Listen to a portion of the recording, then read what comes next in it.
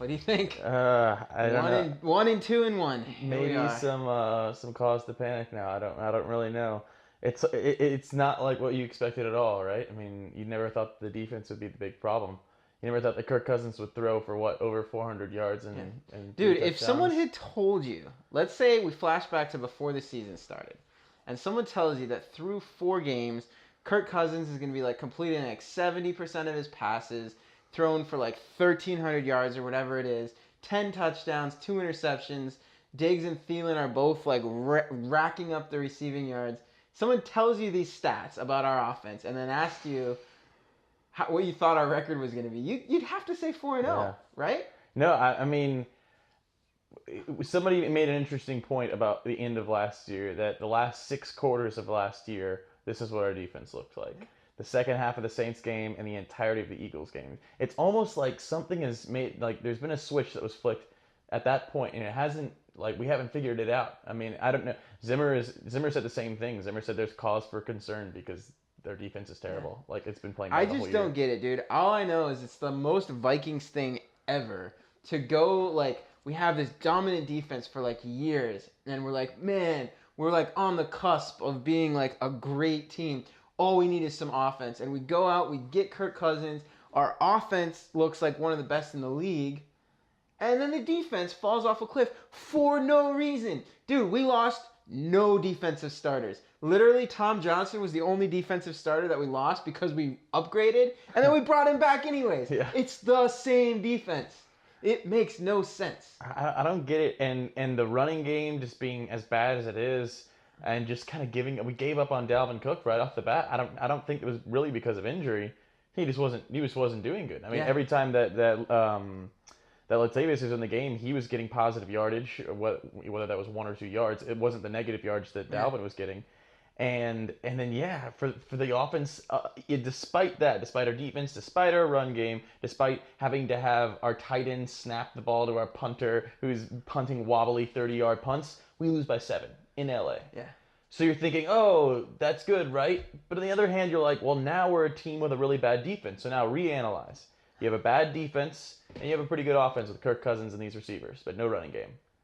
I say we're a mid-level team. Like there's nothing, Yeah. like there's no Yeah. there's no more to Yeah. that. Our defense has to get better, and I just don't know. You have Zimmer at every position. There's not a whole lot of guys you'd rather want there. Yeah. If you could, there aren't guys you would take. I mean, it's questionable whether Aaron Donald and Dominican Sue are a better tackle combination than Linval Joseph and Sheldon Richardson. Right. And yet, still, we did nothing the Yeah, whole game. dude, it doesn't make sense. Like I honestly, and like trying to make sense of it, it's like, does the Everson Griffin thing like was that what was responsible for last week and this week? It just But then you look back, and the defense wasn't spectacular those first 2 games yeah either. I mean, game one wasn't bad. We had 3 interceptions, I think. We had a forced fumble, or 2 interceptions and yeah a forced fumble. We had the pick six. yeah But we also gave up a lot of points to a team that we started to realize isn't that great. San yep Francisco yep has not been that good. yep. For Green Bay, we held them out of the end zone a lot, but we also gave up 29 points.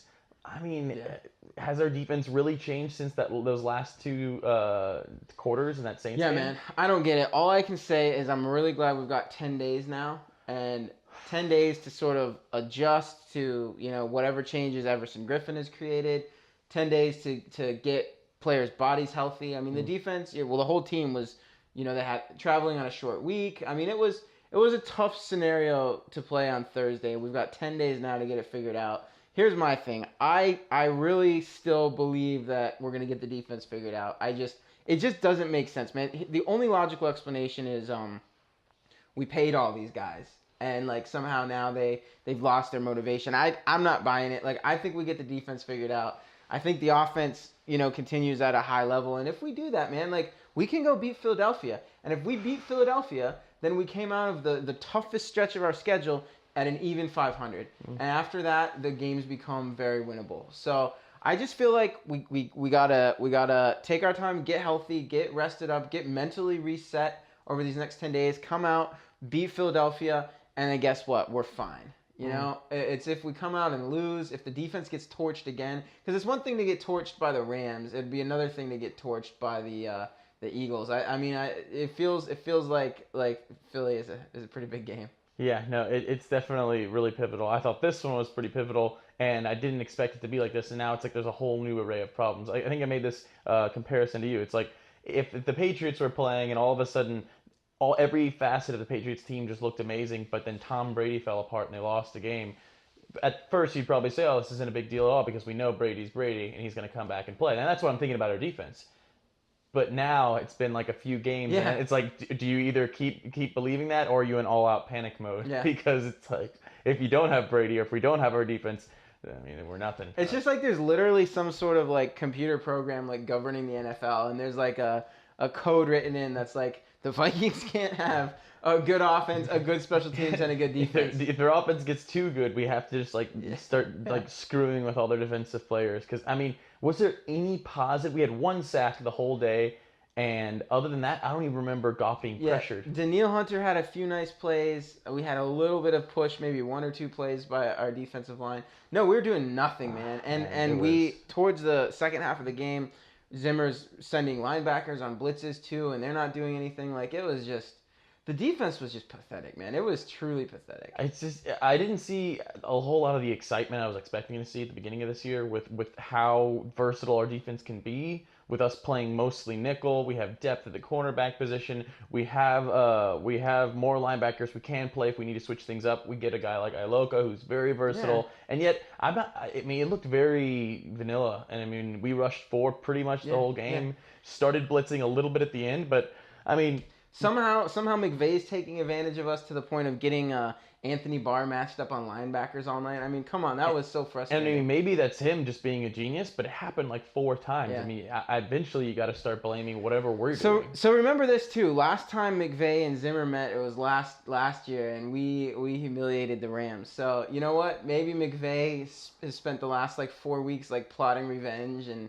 You know what? The guy is, you got to give it to him. He's a great play caller. Sure. Great offensive mind. So you know what? All right. He got Zimmer. I mean, at this point now, they're the best team in the NFL. I mean, the Patriots don't look like they have been. Yeah. The Steelers don't look that great. Yeah. The Eagles, like, who knows where they're going to be with what's his name coming back. I mean, everything's a toss-up right now, and they look steady. So the fact that we could have all those intangibles, those crappy things happen, and we lose by 7, we could see him again in the playoffs.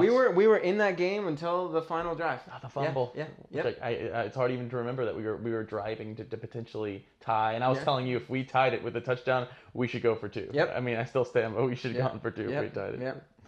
All right, man. Well, we got a little bit of a break coming up. We probably won't film another show until next Thursday. Sure, yeah. So it's going to be a little while, a little bit of a bye week for us here, but we should be seeing you around next Thursday. Yeah. So let's get refreshed. Let's get re-energized. Let's create these positive force fields and let's carry the Vikings to a win next week. So. All right, we'll see you guys.